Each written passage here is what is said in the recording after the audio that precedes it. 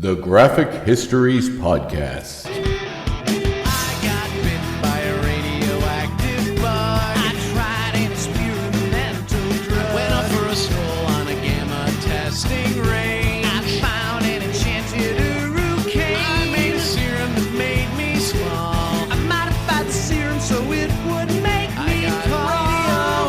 Radioactive isotope in my eyes. Dying alien helped me accessorize. I gained the proportion and strength of a spider. Now I'm invincible and I can fly. I lost my sight, my other senses were heightened. I'm gonna put on my pajamas and go fight crime. Welcome to the Graphic Histories Podcast. My name is André and I will be your host. Big thanks to Luca the Mock for our theme song, Superpowers. And big thanks to you, gentle listener, for tuning in once again to the first episode of 2023 of the Graphic Histories Podcast. I believe this will be year 3 of our program. Season 4, I think we're on as well right now. So, some hijinks during the pandemic in which things got a little dicey, but it was all good. So, as such, we are here and we are clear. We are having fun. And, I'm very happy to be here once again. Very happy for you to be here once again. And I hope you're still enjoying the show. I mean, it's been a little bit of a run. Certainly one of the longest projects I've ever done as far as, projects myself have been doing alone. But I'm really enjoying it. I'm really digging it. I'm getting to have some great conversations with great people, and that continues today with part 2 of my talk with Frank Forrestall, filling in the rest of our conversation. A lot of good feedback on the first part, and hopefully you like part 2 as well. Frank's a great guy. I didn't get a chance to drop in and visit him, as I mentioned when we were talking during the break, but I will soon, because I'd like to catch up and see some of his artwork, which is breathtakingly beautiful. It's hard to describe his work in a way that you could appeal to somebody just to say what it is. You really need to see it. It's hauntingly beautiful. It's like a Guillermo del Toro film, like one of his artsy horror period drama things, existential horror, which we talk about quite a bit in this section, all at once. And it's gorgeous. His work is beautiful. It's well worth the price tag. Go check it out on his website. And you can just Google Frank Forrestall, you'll find it. And it's all there. It's beautiful stuff. And you definitely should get out there and support him. On the social media, I did post the short film we did together, JackenJill, a little while ago. And check that out. I play kind of a silent figure, wearing a mask, hard to see me in there, but I'm there. And it was a lot of fun to do, and a project I was super proud of as far as the output goes. Seeing the final product was gorgeous. I guess today had a theme, since I'm just recording this and I'm spouting out verbal diarrhea, as I often do at the intro and outro to these episodes. Today's theme would be nostalgia, I guess, because, or rather, reality not living up to expectation. Because I had decided finally today, after years of saying I've always wanted to try real absinthe, like real wormwood absinthe, hallucinogenic absinthe. And of course I recently discovered, just for regular Googling, that hallucinogenic absinthe isn't really a thing. The stuff from wormwood doesn't really cause that. It's all kind of a myth. Most people just attribute that to the fact that it is 53% alcohol. So, it's a high alcohol content. You get drunk pretty fast, and that can attribute some things that may seem to be hallucinations that could just be a product of extreme drunkenness, or rather just high dose of alcohol. So, I figured I'd give it a try today, and finally got a hold of a bottle. Finally, at the liquor store they had some. Finally got to crack it and have a taste today. And it just tastes like ouzo. It's just like a sambuca. It's like black licorice. I didn't try it with the salt. That'd be terrible. With the sugar, which I will try at some point soon just to get the full experience. However, it's good. It's something that if I were to have a drink before going with friends or going out to do something, I would probably start with that and then work into stuff that I much more enjoy, like whiskeys or gins or something. But it is interesting experience, but you never know until you try. And another kind of example of the expectation versus reality is a friend had reached out, because I host these movie nights at a local bar here in the town I live in, where we show movies called classic movies. Usually a lot of fun, culty, fun stuff. So our next offering is Big Trouble in Little China, which will be this Friday. But prior to that, I had actually, I guess it'll be today when this airs. It'll be that Friday. So I'd spoken to a friend who comes to the movie nights and sent me a suggestion of the movie House, which is a horror film from the 80s starring William Katz, I believe, from The Great American Hero. And I said I'd seen it fairly recently, maybe a year or two ago, because I'd never seen it as a kid. And she said she had fond memories of it. And I said I wasn't impressed. I didn't have that nostalgia, that thing that kind of burrows into you. And I often say this about the Goonies as well, because I never watched that as a kid. And hey, no disrespect to the people that love the Goonies, but it's really not for me.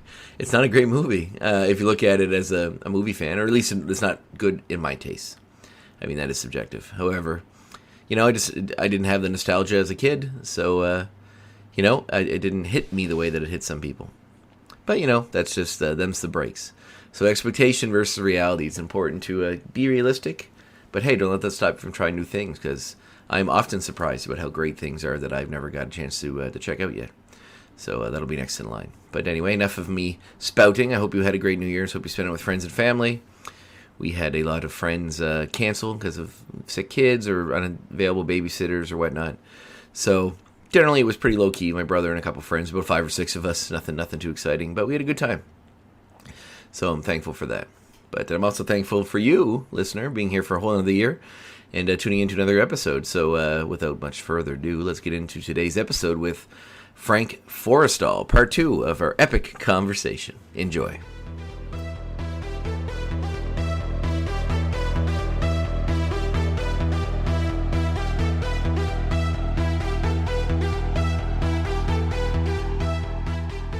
Yeah, so you're always drawn to that folklore, that darkness within nature kind of thing. Yeah. So that was that's where that Jack and Jill came from, ultimately. So I was thinking about in the kind of spiritual horror, what I wanted to talk about. And when I look back at Jack and Jill now, it's 20 minutes long. I tend to think it would have made an incredibly good 5-minute film, but it was the first time, and I wasn't ruthless enough with the editing, so it just came out, I think, way too long. But I was trying to stuff a lot of ideas into it, and later on I would learn the discipline of filmmakers to kill your babies, kill your darlings, kill your darlings, it's like, okay, I really want that little scene in there, but it doesn't contribute. The big picture mentality in that is key. I mean, I loved it though, but the idea of death, like, because the whole thing is predicated. Is that available for public consumption? I remember I think it's on Vimeo. Okay, I should really put it on YouTube as well. Yeah, for sure, you should get it out there. So, I remember you gave me a link to watch it on Vimeo a long time ago, but it was like passworded, so I wasn't sure if you still had it out there for. I was still out there, yeah. All right, cool, good. This idea that this essentially couple that were having problems both wind up in essentially the afterlife, which is this house, purgatory, yes, which is this house on a hill where you have to kind of come to terms with your own demons before you're allowed to move on. Yeah. And if you don't, there's this creature called Skullface that wanders the halls and will force you to move on, which I played, which was fun, which was a blast actually. And was death always like I guess what drew you to that particular take on those themes? Like, you wanted to explore spiritual horror, but why was it moving on and death and a bad relationship? I think, it's funny because I wasn't even thinking of it in these terms at the time. My marriage was really in a rough place. Yeah. And there's elements of that in there. It's not really a carbon copy of her and I, but there's definitely a sense of just kind of giving up, and in the story, there's a lot of suicide in the story. There was a friend of mine who I would talk to. Some of the lines were Jill's lines were things that she said to me. Oh wow! Some heavy stuff. Yeah. So, and she had attempted suicide at one point, and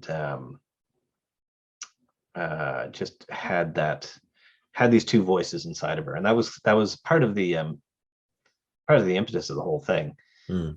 Was just these two sides. All the characters in the story have two of them. So there's two Jacks and there's two Jills, and Dame Dob, the old lady who's walking the halls, there's two of her. And so yeah, there's this idea of dualism and which way you're going to go, like who's got control here, what side of you has is going to take the reins. So where was I going with that? And then well, the Skullface character is one I actually came up with when I was in high school. And I'd written, I have somewhere as a script for his film, his feature film. So Really? Oh yeah, I would love to see that, man. Yeah. Well, it was funny. I wrote that, and that was another one where I just dumped all my ideas into it, and I was thinking, and I was kind of inventing it in my mind as a visual effects artist. And when I started showing it to producers, they say, "That's a great story, Frank, but nobody in Canada has the $200 million you'd need to actually produce this thing.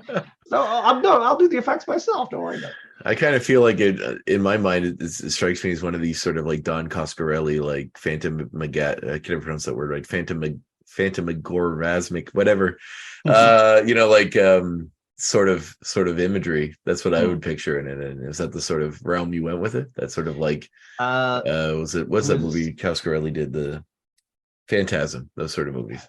Yeah. Well, the balls, all that other world. Gosh, I haven't seen that since I was a kid. I remember that, but yeah. Well, there's 6 of them, so wow. Buckle in. Yeah. Well, the concept with Skullface, was that he was a death god in training. Oh. That sounds great. Yeah. So his story in his script was he was captured by a sadistic psychiatrist who, when he was a child, and then the psychiatrist was basically torturing his soul to turn him into a death god. And that's, I was looking at all the sort of franchised monsters from the 80s, Freddy Krueger and Jason and all them. And the joke was I wanted to tell a story about one of them, but give them this epic sweeping backstory where you had some empathy for for their plight, right? So he's a slasher, but at the same time inside he's also this tortured teenage kid that just wanted to dance. Writes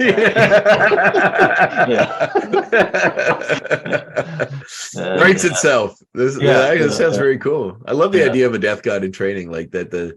Perhaps his mortal plight is going to lead to eventually some sort of spiritual ascension into a more powerful version of himself as a god. That's interesting. That's very interesting. Yeah. Well, hopefully you get to make that someday, man. If I'm still around, I'd love to have something to do with it. Yeah. So, but it was that drew on all sorts of imagery from mythology. The world that it was in was kind of like all the ancient gods are still with us, but they're not what they used to be. They don't have their worshippers anymore, so they have to make ends meet any way they can. So they create anxieties in people and sort of torture people to get the energy that they need, that they would have received from worship in the old days. This is genius. Why have you not written this down, at least made a book or something? My God, these are great ideas. Sorry, I wrote it as a script. I started as a comic book. I think I had one issue made of that, and there's one part I'm still quite proud of in the script. It would need a few revisions now, but the climax of the story, I'm always entertained by when I can see how a director makes the lowest part for the hero. In the sort of hero cycle, you got the top where they start in the ordinary world, and then they cross the threshold to go into the land of the adventure. They go through all these different things. If things are just getting worse and worse and worse, and then there's this point where in the world that they've created, they have to come up with the worst possible scenario for their hero before they can start to get away and then eventually return to the world. So what's this part way down here? What does it look like? And think about Star Wars, episode 4. Okay, let's put the heroes in the Death Star, in the penitentiary section of the Death Star. No, in a trash compactor in the penitentiary section of the Death Star. And let's throw in a one-eyed monster in there as well. So that's as bad as it gets, and they're getting crushed in the penitentiary. Yeah. So, so in the Skullface world, I had Skullface kind of discovering who he was. He crosses in the threshold. He goes into the spirit world. He starts meeting all these other gods, and then he realizes all the other death gods are kind of trying to track him down and get rid of him because he's a danger. He's been made so powerful by his mentor. And then so his final showdown is with all the other death gods of history who've gathered together in this pack, and they come after him. So the worst part is being under siege by a pack of ravenous death gods. It's the worst thing I could come up with. Well, it works for me. Yeah. Wow, that's super cool. So obviously a bare bones version of that is kind of what it ended up making to the screen with Jack and Jill. With Jack and Jill, yeah. And that was that one, kind of a lot. It's kind of a splinter of the whole idea. But what have you got going on in that one? Yeah, they're cutting. I was playing with the idea of purgatory, which isn't sort of a deprecated idea in Catholicism. Yeah. But sort of the moral gray area in Catholicism, where the folks like, I guess, myself, who don't really practice but aren't bad people, wind up until they get their shit figured out and move on to the next. Yeah, well, it's the idea is the unbaptized babies. You're not bad enough to go to hell. Yeah, but you got to do some work before you can get into heaven. But it's not a popular idea since the Reformation because of indulgences. Yeah. The church just saying everybody's ending up in purgatory, but if you give us enough money, we can get your guy out of there. Or if you know you're gonna do a bunch of bad stuff, you can buy your indulgence now, and we'll make sure you just get through purgatory with a couple of months or something. It's fun. Yeah, it's fun. Like, who makes that decision? Is it like there's somebody who's totaling up the score? You're. Have you ever watched The Good Place, the show? I did. Yeah. No, I thought that show was genius when it comes to like exploring themes of like good and bad, and how in modern society, no matter what you do, with the best of intentions, is probably going to cause some bad, because you buy flowers but they're not ethically sourced, or you make somebody a cake and it's made with palm oil, which kills part of the rainforest. Like, no matter what you do, your score will never be in the plus, because even the good things turn into be bad things. So like they have to rebuild the model and change what it means, what the afterlife means, and what it looks like. And I love that idea and that concept so much. Yeah, super cool. Yeah. Right on. So obviously you made the film circuits around with that. You did some film festivals and stuff. Yeah. And no, like you never got any bites off it from any bigger fish after any of that? Let me see. That was 2012. And it was doing good for me. I mean, like it was a strange arc after I got into, after I did Fairy Folio, I was doing documentary animation for a long time, and I was also partnering with a lot of people, and really trying to work with producers. And I was doing a lot of development work. I must have developed like maybe a dozen projects or so with different people, and in some cases they were paying me straight out to develop it. And I was coming up with designs, characters, stories, these huge packages that would take me months and months and months. And then I'd send it off and they'd say, thank you. I said, let me know if anything great happens. Of course we will. Nothing happens. There's this ratio of like everything that gets produced. There's 6 other things that go through development that don't get produced. Mm-hmm. So I was like 10 years of my life, I was putting into work that was ending up on shelves.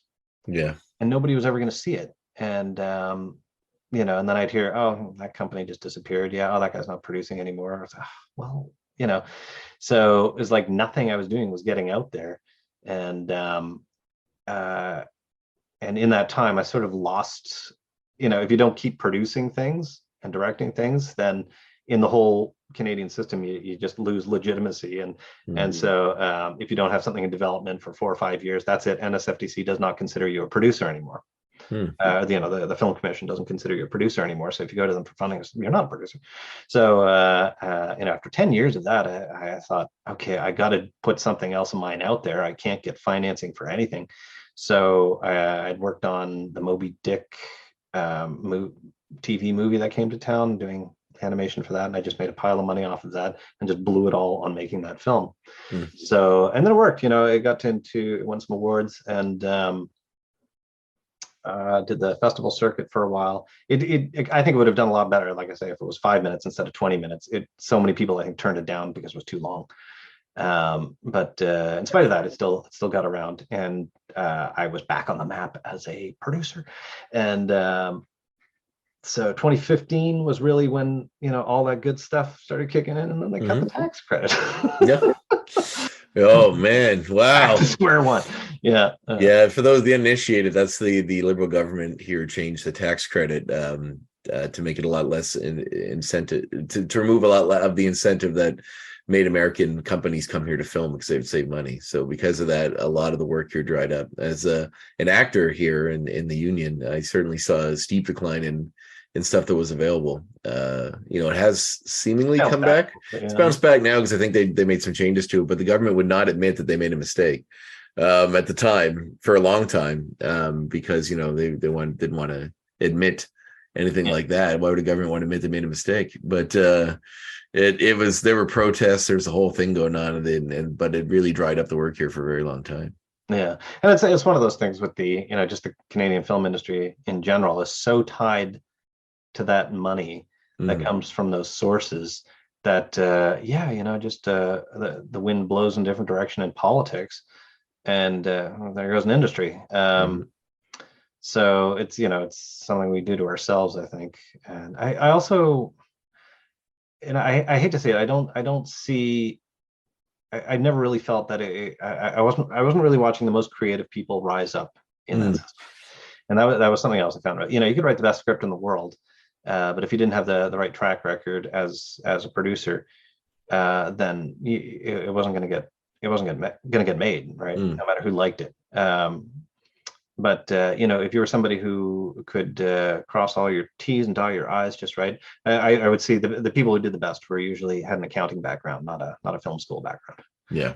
So the producers are always the richest when it comes to filmmakers, and often they're not the creators. They're just the money men. And look at your Harvey Weinsteins or those guys that didn't have a creative bone in their body. I remember listening to podcasts recently where they said Weinstein tried to make a movie once that did so terribly that he just wiped it from the record and no one ever talks about it.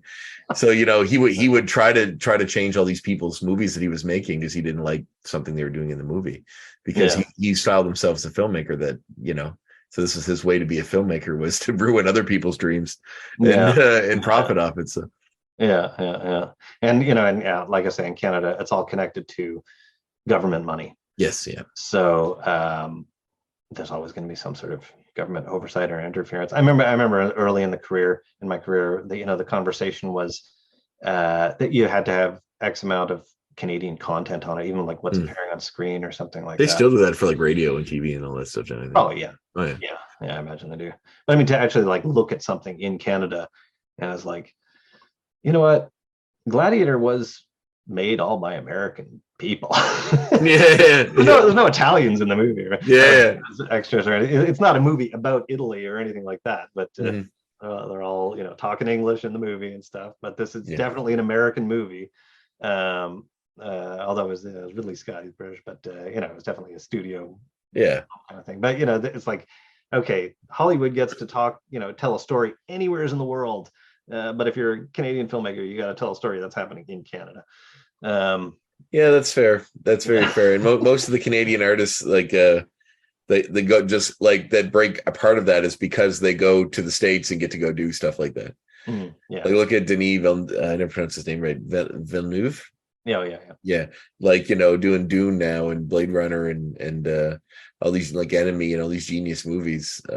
But I first saw him, it was at the Film Fest in Halifax. He did a short film called Next Floor, which was look it up, you can watch it now online, and it impacted me so much, and it still sits with me today. It's just all these aristocratic people sitting around a table eating, and all this food keeps coming to them, and it's just like fetuses and things of the earth, and it's just nice. And they just keep eating and eating, and as they're eating, the floor buckles and breaks and they fall to the next floor. And then all of the weight, the staff bringing them the food, he runs up to a microphone and says next floor, and then they all pick everything up and they all run down the stairs to the next floor and and they're all covered in dust and stuff, and they're dusting the rich people off and bringing them more food, and they just keep eating and eating until it happens again and again, and they just keep going floor down after floor down. And it's such a commentary on how we're just consuming the world until there's nothing left. But it was so good and stylish and interesting that like when I find like it's interesting when you see creators that like you've watched you see their early work somehow, and then later on when you find out they became a big deal, you're not surprised. But like it was so cool that you were in on the ground floor. Like for him, because he did was it Incendies, which I think got him the biggest attention, but he did that movie years ago that I watched about the killing of the nurses, Polytechnic. Oh, right. Yeah, and I remember that movie really stuck with me too. Like, and I just saw it on the Movie Network or something one day. Right. But even like Mike Flanagan is doing like I'm a huge fan of him. He did like The Haunting of Hill House and The Haunting of Bly Manor and Doctor Sleep, which I think is a genius movie, and a bunch of others. Like his first movie is this really weird little movie called Absentia, and it's super low budget. I remember just seeing an ad for it somewhere and watching it on a whim. Doug Jones is in it in a very small role, but it was very good and very interesting. And then when he goes on to blow up and become this huge thing later, you're like, it's so cool to see that first step and see the things that would lead to them being a big deal in this low budget sort of thing. But yeah, for Villeneuve or Villeneuve, is that how you pronounce it? I never pronounce it right. I got to figure out how to pronounce it. I know what you mean. Yeah. Yeah, I think it's Villeneuve. I think it's Villeneuve because I used to pronounce it Villeneuve because it just spelt that way, but it's also Quebec. Right. So any of those directors that I mean, James Cameron's Canadian too, isn't he? I think so. Yeah. Yeah. So like those guys, like they start with one of those that's mildly okay, and then they break free of that and go to the States and just then get the freedom to go tell a story anywhere they want. But it is true. Like if you're a young up and coming Canadian guy and you want to do something, it's got to be something Canadian. Yeah. I mean, even when I did Fairy Folio, I think the script had a lot of sort of Canadian connections to it and stuff like that. By the time it got through editing, you couldn't really tell anymore. But I mean, so after I got through that and Jack and Jill, and I was back out there, and then they did that, they shut it down. So that was kind of not quite the last straw. I kind of knew I wanted to move on from there because I just wanted people to see what I was making. I started painting. Is this just picking up something you've done before, or is this sort of like your father's influence, or is it just something that you had been drawn to? And it's the painting. Yeah. Well, you know what? I think 2016 was a big year. So that was the year after the tax credit was cut, and I kind of knew I was screwed then. But I'd been working on a commercial business plan to try and do more commercial work, which I'm kind of glad that didn't work because I hate that kind of work. But not very rewarding creatively, is for sure. Yeah, but I took out a big loan for that, and I hired somebody to do sales for me, and he took a lot of my money and wasted a lot of my time, and then I was out of money, in huge amounts of debt. So 2016 hit, and I just in so much debt. That was the year where my ex and I called it quits. Then my brother Jack passed away. Oh wow! It was a rough year, and maybe in the arc of your story, this is the lowest point. I mean, I had a pretty severe breakdown. Yeah, really. And that was I'll come back to a story about what kicked that off, or how that looked at the very beginning. But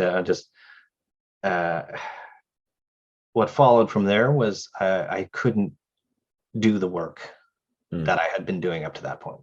There was, like sitting on a computer, and you must know After Effects. Oh yeah. Yeah, I lived in that program, for years.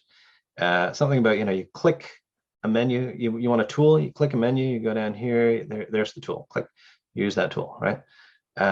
Something about that grid-like matrix of it all, it just didn't work in my brain anymore. Like my brain was fried after this breakdown.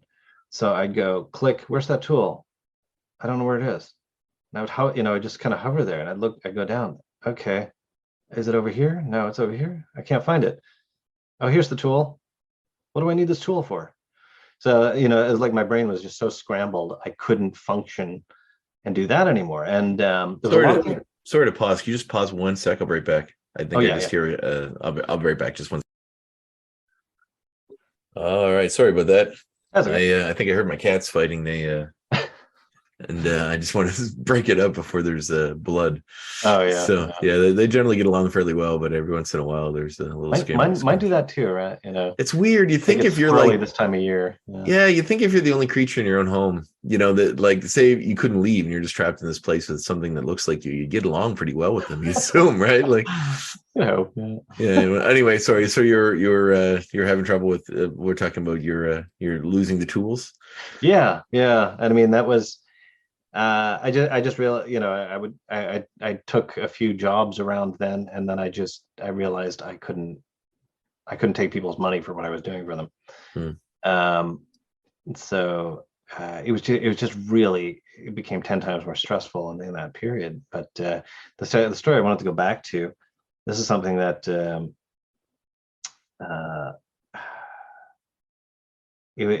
at the very beginning, before I even knew I was going to have a breakdown, there was a period for about 10 days where I was waking up promptly at 3 a.m.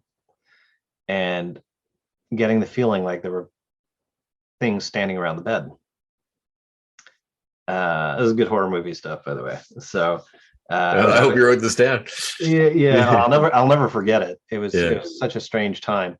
But I would sort of, just as I'm blinking my eyes trying to wake myself up, I could see around the bed there was a semicircle of what looked like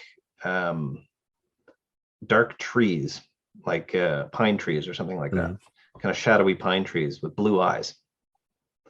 Now you can look this thing up. I don't know what this is all about, but the blue eyes thing is something that other people have spoken about, but not sure what it means. But okay. You got me. Yeah.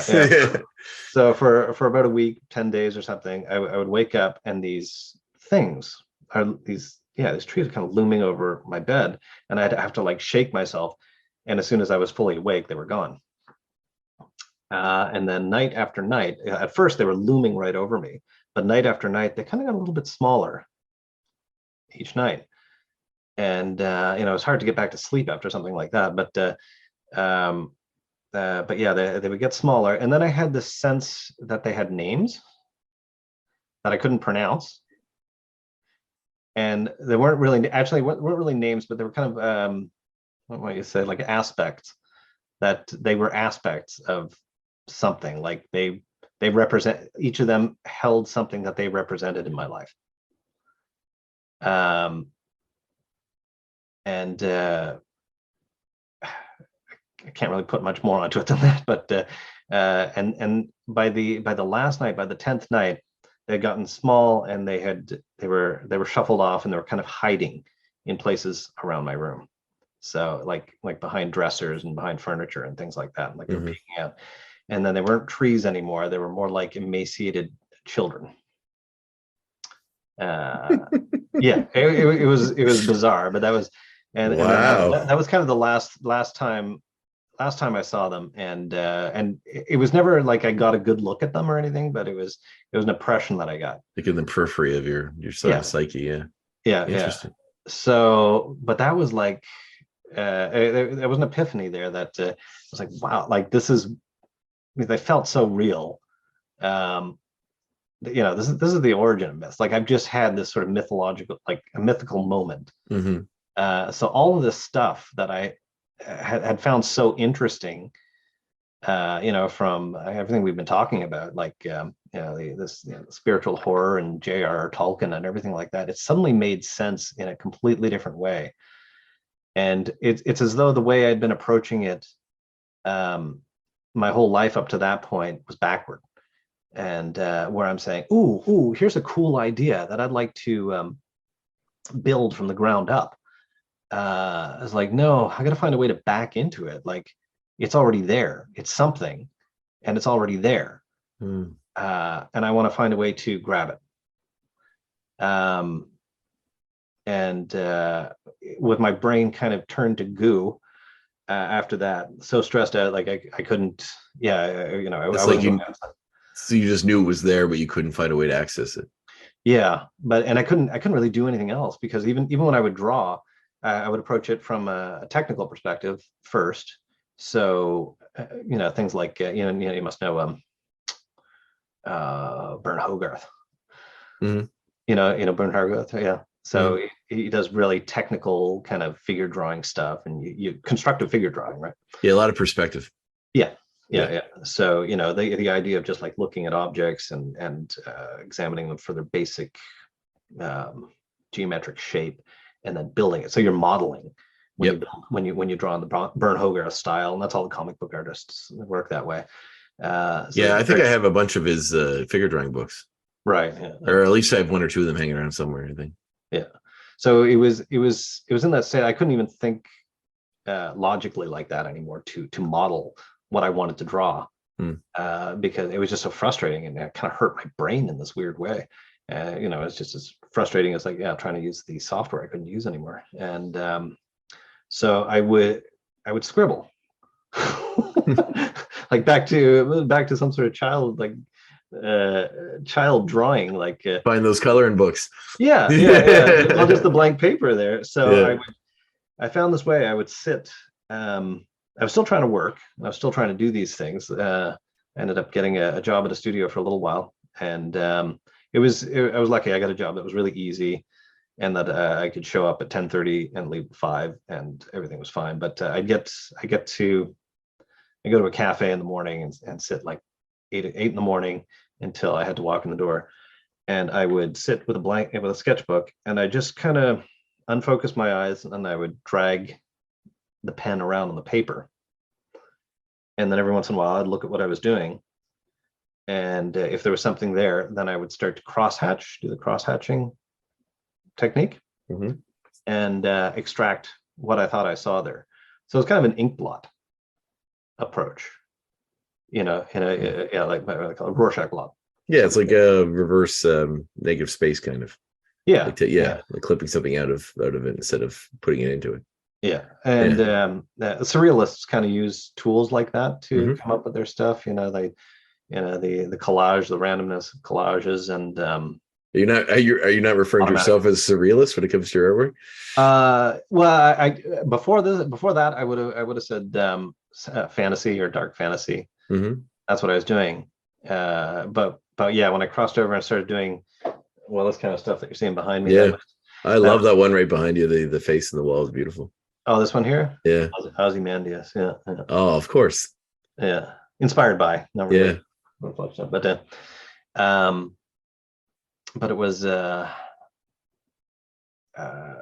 it was kind of like just that idea of like creating the randomness and just letting and just finding something, sifting, and it's already there.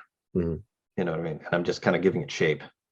And that's funny. It reminds me that, what was that saying that was a Da Vinci quote, how it was like the statue is in the marble, he just has to chisel around it to get it out of there. Yeah. So so that really, once I sort of clued into that, it was that became my direction for all my painting afterwards. So that's what I'm still doing, and when I sit down with my sketchbook, and in a weird way, it kind of goes back to that kind of that moment with those blue-eyed tree people, that when I unfocus and I kind of dip into that place a little bit, and which is kind of unsettling thing to do, to kind of like look into that, like you say, the darkest part of the journey right there, and just draw stuff out of that. That's where your inspiration is found, though. That's very interesting. Yeah. So you find that, like, for lack of a better term, like it's accessing that part, like your muse, sort of, in a way, like that's the part of you that you draw your art from. Yeah. You can go back to that now on demand, not just in the middle of the night when you're sleeping. You can find your way back to that sort of that mental path.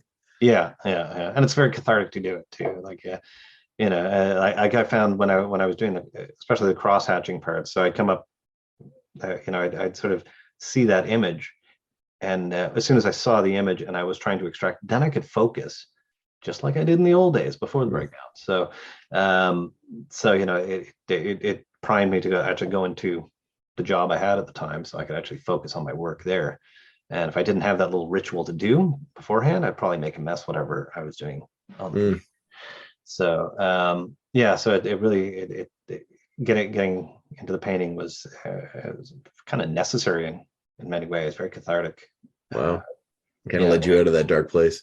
Yeah, it was. I love that. It's I just love the dichotomy of that like it's almost within your darkness you found the peace you needed to find your place or what you need to do to feel like you're doing what you're supposed to be doing. Yeah. It was very Jungian. Yeah, I'd say. Yeah. Looking into the shadow there, and he talks a lot about the shadow and stuff. But did you watch the Cronenberg movie about him and Dangerous Method? Oh, that one, yeah. It's an interesting take. I'm a big Cronenberg fan as well. I haven't seen his new one yet. I'm very excited to, but it was there was a moment in it. I remember reading about the moment when Freud they were kind of prima donnas, but Freud Jung was explaining something to Freud, and Freud interpreted it as, "You want to murder me." Yeah. And he was so shocked by this, he just passed out. And that's in the movie. But I remember when I was reading about it, I laughed my head off. So I kind of wanted to see a humorous take on it. It reminded me a lot of what was I remember one time on an LARF I watched Reefer Madness, that old propaganda movie from like the 50s where they're trying to like turn people off to smoking marijuana.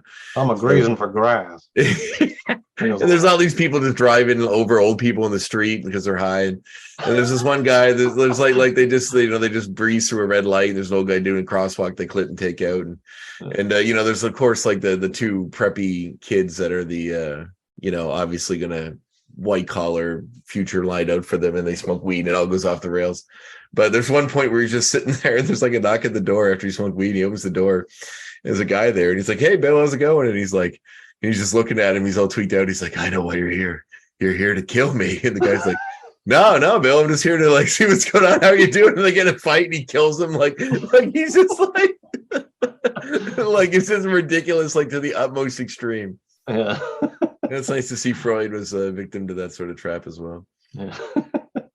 That's hilarious. Yeah. Oh my, cool. So now that you're into the art and this is your world, how is it going? I mean, I've seen you at shows that I've been at selling your art as well. So yeah, well, the last show I had was the first day of lockdown, so that didn't go well. Fair enough. But so yeah, I was doing I think I told you I did pretty well anyway with sales, just selling to some old friends and things, and but just in the past 6 months or so, I really is when I really started reaching out for other galleries and things. So I've got a gallery coming for a studio visit right now. I've got a space just outside my studio in my apartment side, which I just did a bit of renovating on. I kind of want to make it a little studio gallery area so that I can invite gallery owners to come over and take a look at the paintings.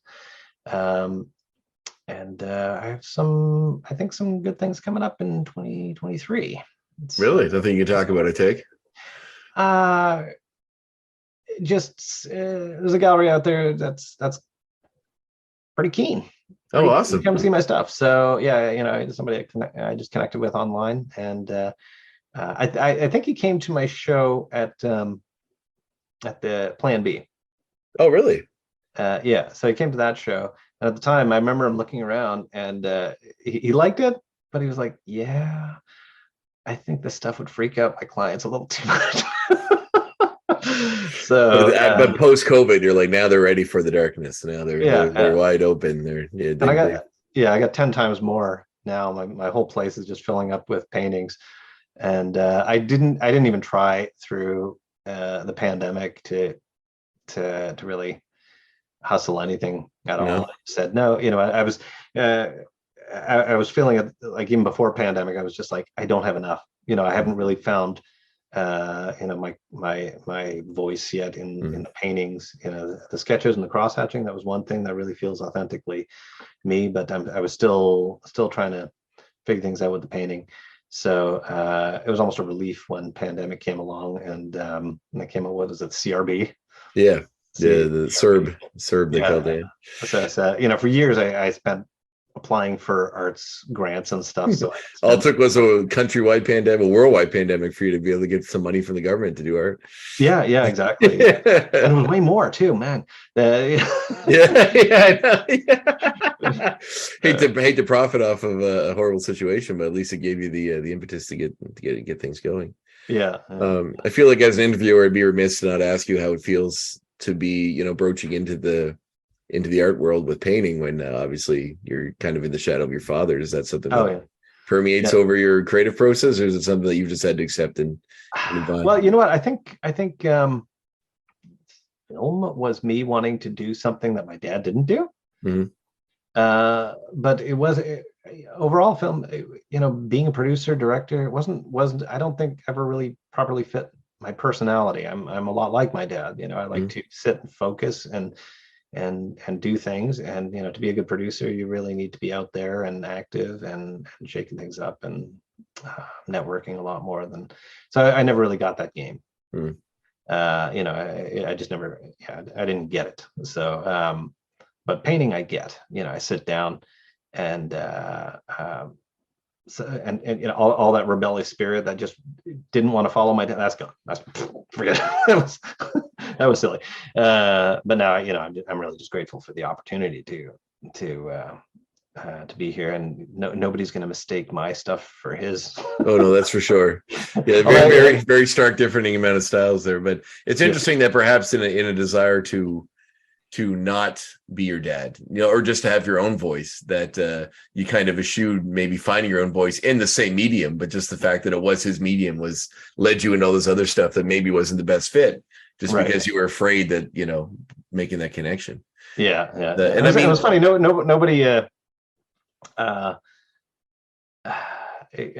still, meeting producers and directors across the country and stuff like that. So many of them were like, "Oh, any relation to Tom Forrestall?" So it was still there. I mean, it was going to follow me, but no,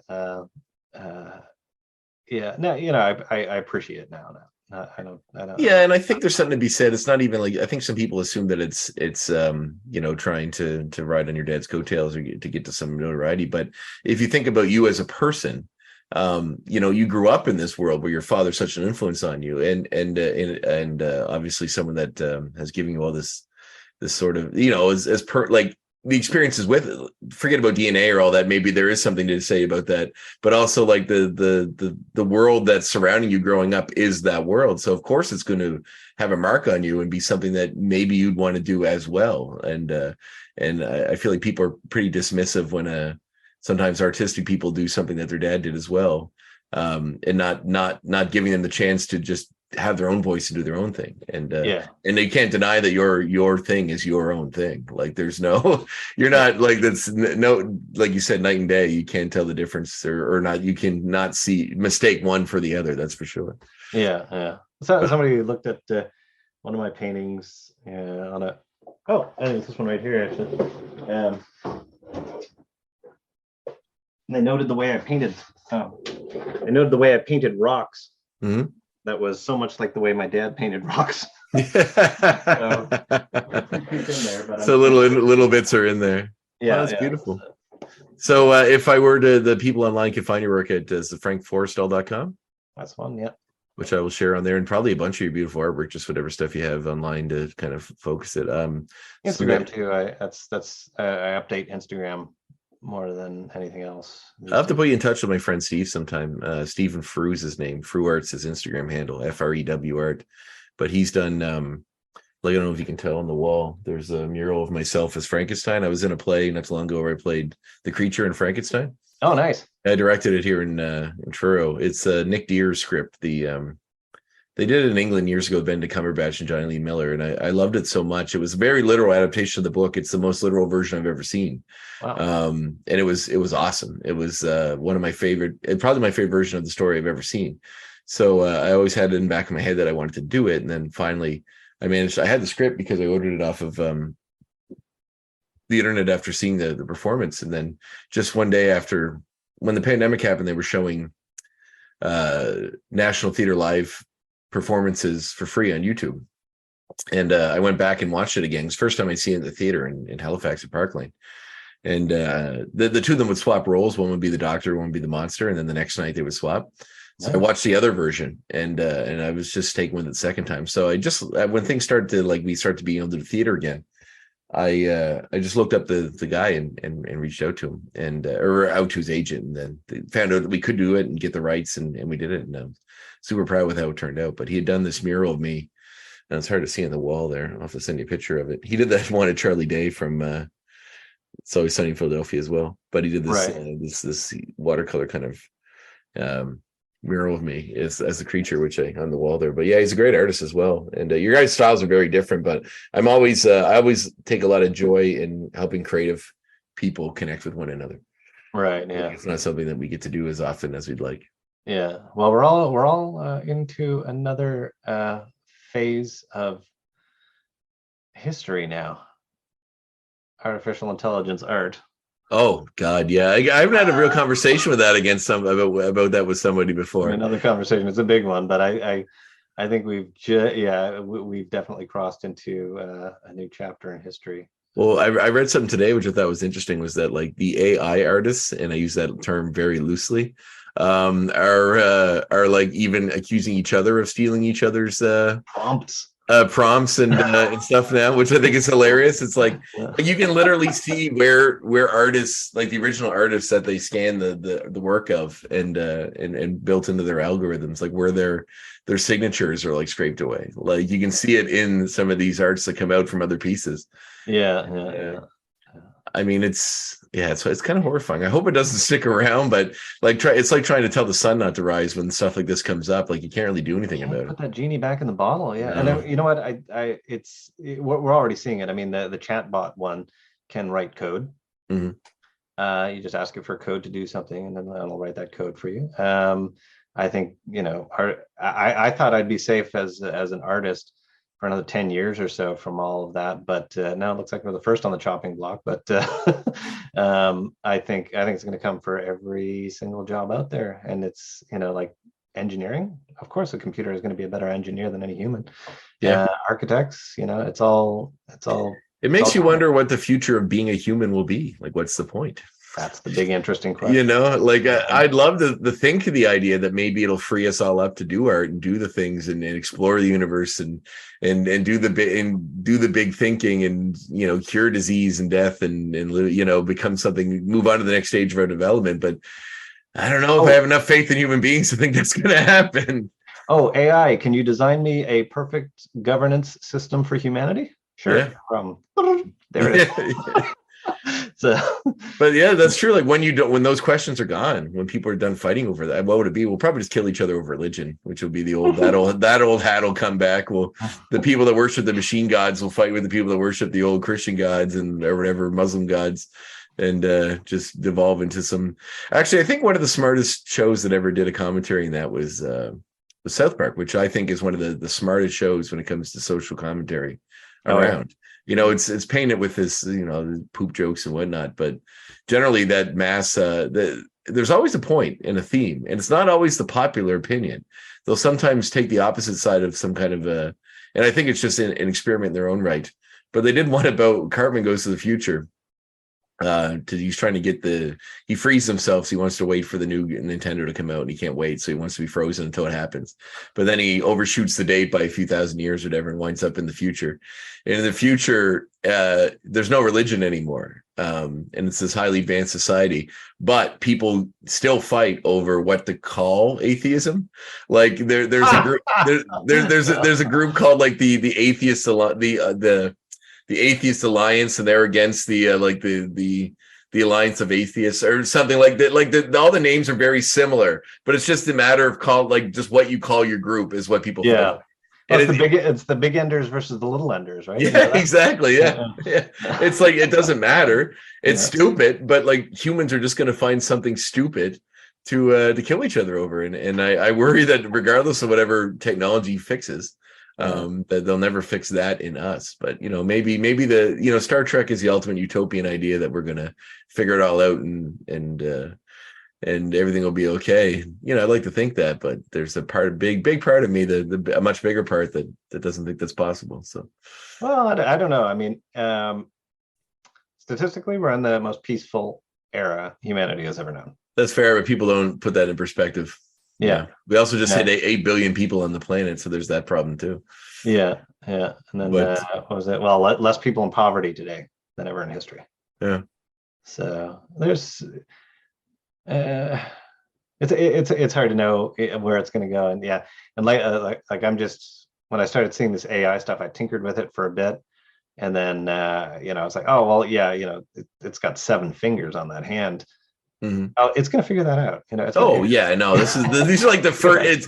It's pumping out insane stuff, and these are the first days of it. Like it's not even like this is like a few months. Like I'm seeing artists that are fantastic artists, painters, and their stuff kind of looks AI a little bit now. I mean, when I first saw it, I was like, oh, hey, nobody else knows about this. Maybe I could, just kind of put my name at the bottom of that, or use it as the basis of a painting or something. Oh, somebody somewhere definitely did. Yeah, well, I started seeing it in like on Instagram streams and stuff like that. Most people were crediting the AI, but then once in a while somebody wasn't. Mm-hmm. And there's one of them in particular, Midjourney. That was the one I was tinkering with. After playing with it for about a month, I could really recognize when other people were posting something from Midjourney. It just has a style to it. That's all its own. And and I started saying some people are just not crediting the AI now. So that's not. I'm surprised people started to begin with. I mean, yeah. But no, there's a deep conversation to be had about what that's going to mean, and I think it's like NFTs before it, like like trying to. I tried that. That didn't pan out for you. I ended up sitting at the computer too much, and I was just like, I still don't like doing this. People were making fun of it all the time, and I was always of the mindset, I'm like, look, I get that it's stupid. I 100% get that it's stupid. But if someone's willing to pay me $1 million for my stupid thing, I'm not going to not take it because it's stupid. Like, listen, there are many hills that I will stand on and happily die for my belief. But letting some idiot spend $1 million for some tiny picture because he gets to say it's his picture is not one I care to die on. I'll happily do it. Like, that's what. If that's what they want, a fool and his money's easily separated, as they say, and if flexing with a gif of Michael Jordan crying is how you want to live your life, then go ahead. Yeah. But hopefully the person that you get it from uses it to create some real art or something that actually matters or has significance.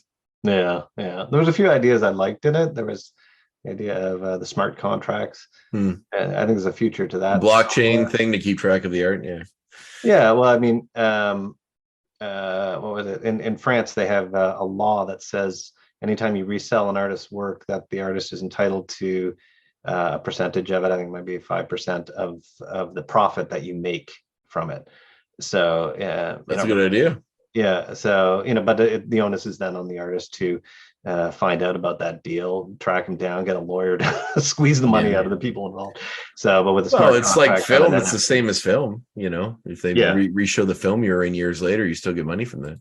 Yeah, that's true. And then, with the NFT thing, when people were trading them, that royalty happens automatically. Mm-hmm. So because it's all there, but you don't have to switch over to crypto and those. Which is a whole other strange ball game of interest. Yeah, it's a strange world for art. I guess this is the first conversation I've really had publicly about it. I remember, some part of there's this sort of federation of podcasts that this is a grouping with, and someone was creating some art for some of their promotions through these AI stuff, and two of the guys were getting in a bit of an argument about it in a chat, and someone had mentioned something about me because I'm a graphic designer.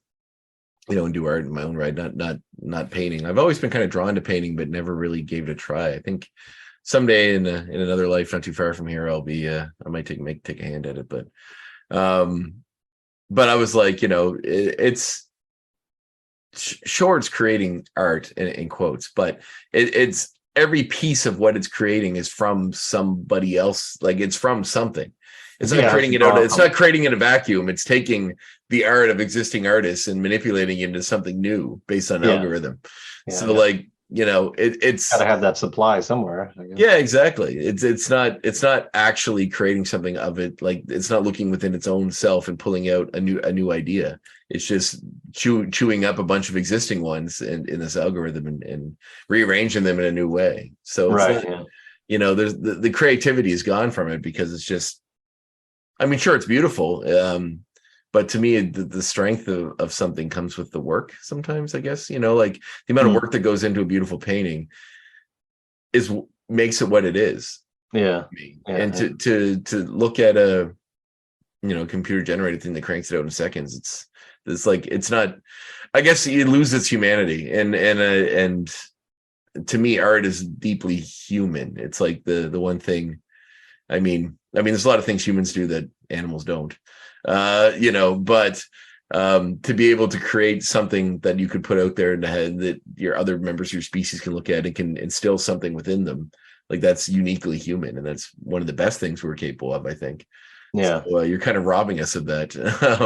Yeah. So I don't know. We'll see where it goes. And like I said, I'm not going to stand on a hill and say that like it should be stopped, because there's no way you're going to stop it now. I don't think so now. Yeah. But I do feel as though as long as you say this is AI, then sure, go ahead. But I worry about the days that you stop saying that. Yeah. You know, like you said, it's already starting and it hasn't even been a month. Yeah. So who knows what's next? Yeah. Yeah. Awesome. Well, I think we'll have to make a two-parter out of this. This is a great conversation. Oh yeah. Yeah. Awesome. Well, yeah. We'll come back and just talk about the AI or whatever. Yeah, we should just start our own podcast where it's like André and Frank try to figure out art.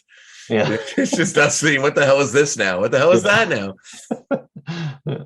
But if you got any great movie recommendations for me, I feel like you and I are synced on that level. So.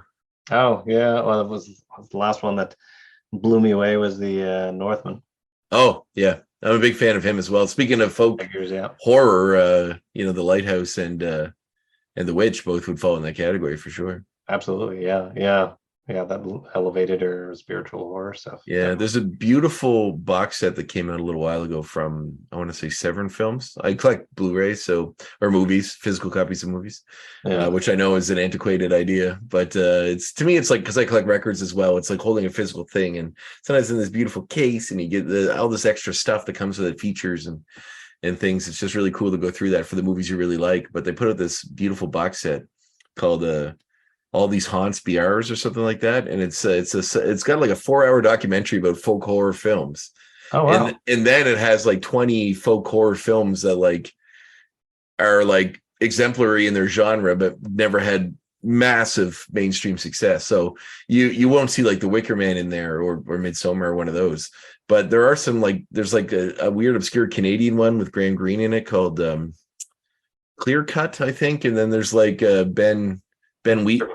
Pardon, you know that one? Clear Cut. I did. I remember seeing that on CBC. Yeah, that one's in there, and there's a couple other Canadian ones. There's like some English ones. There's Ben Wheatley, who's kind of a famous English director, who's done a lot of stuff lately. Most notably, he did a film adaptation of High Rise, the J.G. Ballard book, not too long ago. Yeah. But he Free Fire and a few other things, I think. Yeah, but anyway, he like one of his his films, A Field in England, is called, is in there. Oh, wow, yeah, that's a trip. Yeah, I'm looking forward to watching it. I haven't seen it yet. I know I'm going to like it. But so there's all kinds of, and if you have Shudder, a lot of them are just on there as the movie, so you can just watch that way. Cool. But even the documentary's on there as well. So there's one I remember from a long time ago, Oprah Winfrey, Beloved. Oh yeah. Do you ever see that? No, is that a horror movie? It's based in folklore. Really? Yeah. I just kind of assumed that was like a Color Purple kind of thing, and it was just like, you know, Color Purple meets The Shining, I think. Really? Yeah. Yeah. Wow, I did not get that at all from seeing ads from that when it came out. No, yeah, I think they may have steered away from it. I think at the time it wasn't really well received. I don't really remember, but it's almost confusing for general audiences who are like, okay, was this a horror movie, or is it? It's about, there's slavery, some really powerful reflections on slavery in there. And oh geez, I just wikied it, and the first thing says Poltergeist, Exorcist. I'm like, wow, they did not market this movie as that sort of thing. Yeah. And it's by Jonathan Demme, who I love. It opens like Poltergeist, I think. There's kids running around a house, and there's a ghost throwing the dog around the house and stuff. It's really horrifying opening sequence to it. And wow. But then it's folklore after that. It's not like a relentless like horror scheme thing. But I'm gonna watch this.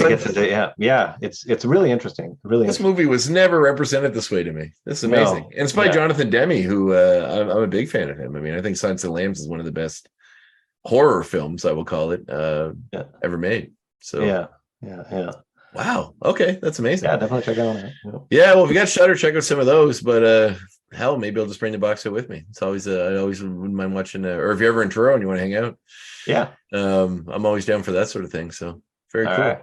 Awesome. Well, thanks so much, Frank. This has been awesome. Yeah. A lot of fun. This is going to air after Christmas, but Merry Christmas.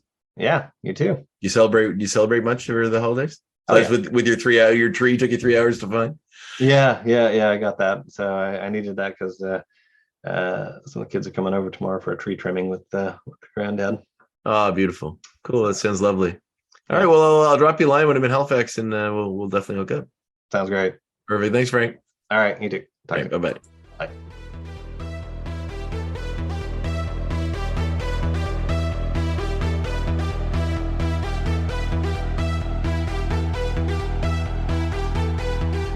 There it is, my conversation with Frank Forrestall. Big thanks to Frank for doing this, as well as you for tuning in once again.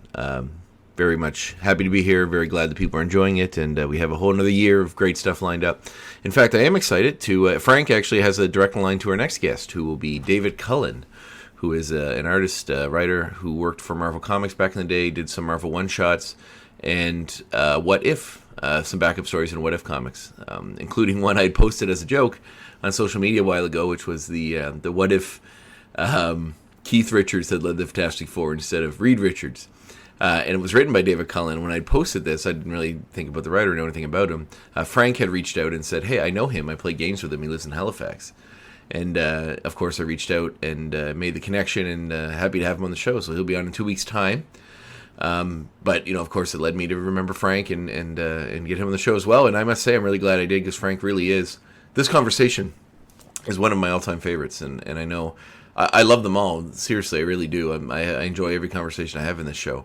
But there's some where I kind of feel like we probe deeper. We get into the heart of the person itself, their feelings, their emotions, or we talk about some subjects that I feel really lay bare who they are as a person. And when you kind of hit that sweet spot.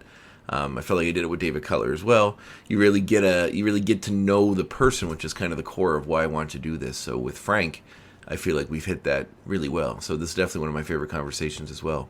So very happy about that, and very happy, just happy. It's been a new year, new André, new fun, new opportunities, excitement, all that good stuff. So yeah, I'm happy to take the ride for another year, and happy you're here with me. So.